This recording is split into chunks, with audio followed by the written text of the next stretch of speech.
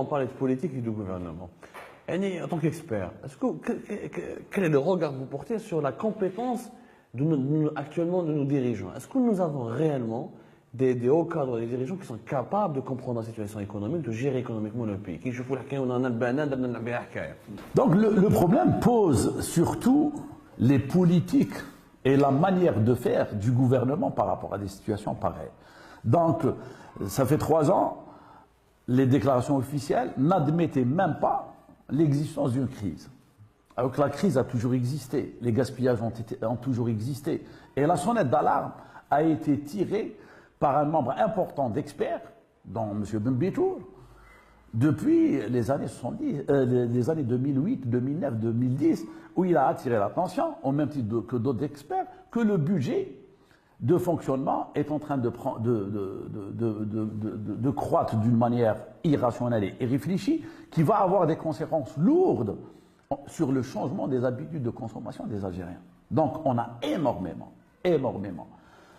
changé dans les habitudes de consommation des Algériens. Que ce soit par rapport aux produits alimentaires, que ce soit par rapport à l'énergie. On ne trouve pas un foyer où il n'y a pas 2, 3 climatiseurs. Et la facture de l'énergie coûte à l'État plus de 4 milliards de dollars. On achète chaque année 2 milliards à la Sonelgaz. À la Sonelgaz. La même chose pour les carburants. On est un des pays où en 2011 ou en 2012, la facture de l'importation des véhicules a dépassé les 2,7 milliards de dollars. C'est énorme. Donc chaque foyer dispose de une ou 2 voitures. Et le carburant est vendu à 4 fois moins que le prix réel. C'est ça le problème. Donc on a énormément soutenu la consommation. Et ces produits qui sont consommés sont malheureusement à 80% importés. Maintenant, privilégier la consommation au détriment de la production. C'est ça. Et le problème, c'est qu'on a privilégié la consommation en la soutenant et en la subventionnant. Donc, quand on subventionne, non seulement on encourage la consommation, mais on décourage le travail. Donc, la production. Je vais vous expliquer. Les 3 éléments, les 3 facteurs de production nécessaires pour toute activité de production. Il y a 3. La théorie économique nous apprend ça. Il y a le travail, il y a le capital fixe, il y a le capital financier. Hein?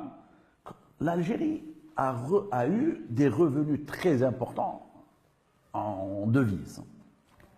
Donc le capital financier, on a eu une aisance extraordinaire.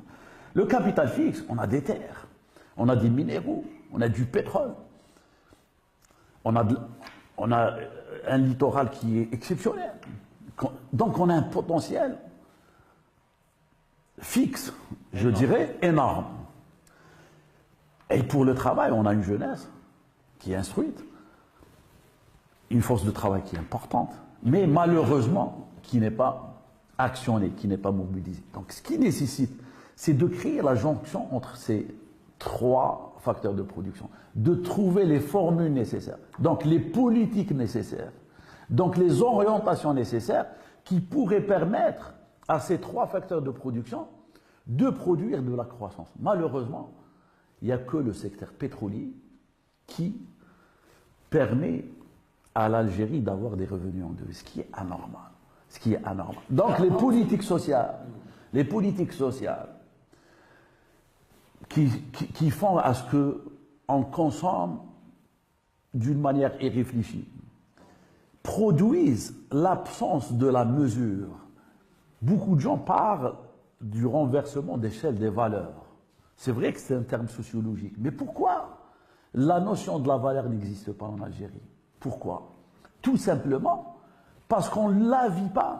Quand une baguette de pain qui coûte 40 dinars est vendue à 10 dinars, quand le sachet de lait qui coûte 100 dinars est vendu à 25 dinars, ceci, ce n'est pas une agression contre la valeur, contre le principe de la valeur. Comment voulez-vous que l'Algérien mesure, qu'il calcule, qu'il travaille, si les processus de soutien à la consommation lui font perdre cette notion de valeur.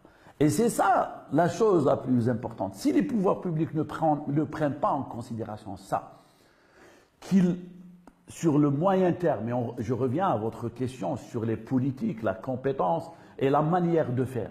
Donc, on a toujours privilégié le court terme. On a toujours privilégié le soutien social. On a toujours privilégié la socialisation du soutien à la consommation. Le soutien à la consommation, il a profité à qui? Il a profité.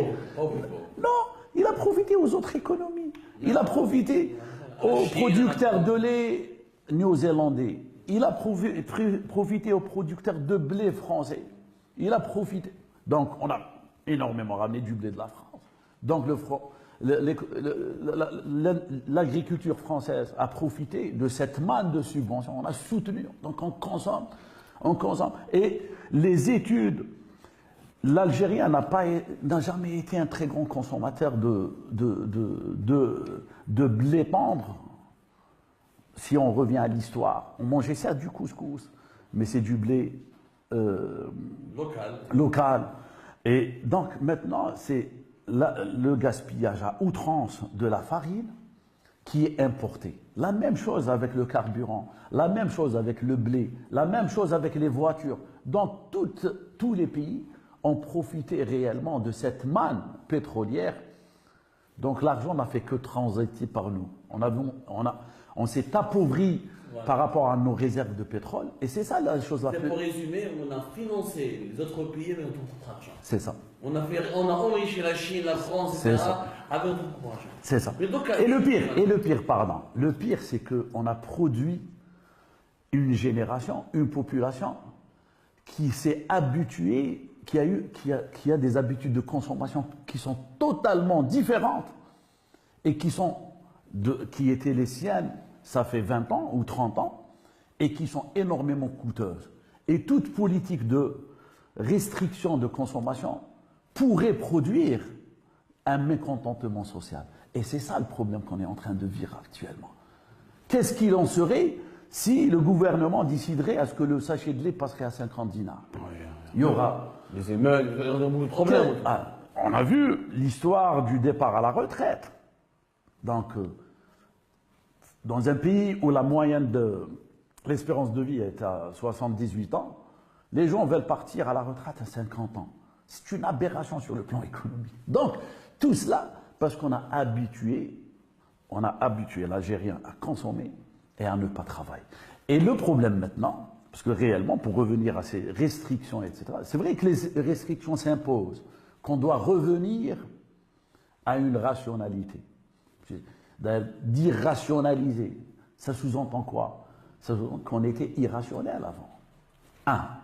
Et deux, la chose la plus importante, ce n'est pas de réduire la consommation. Réduire la consommation, c'est la chose la plus facile, techniquement du moins, sur le plan économique. La chose la plus importante, c'est de relancer la production ou de réellement lancer la production.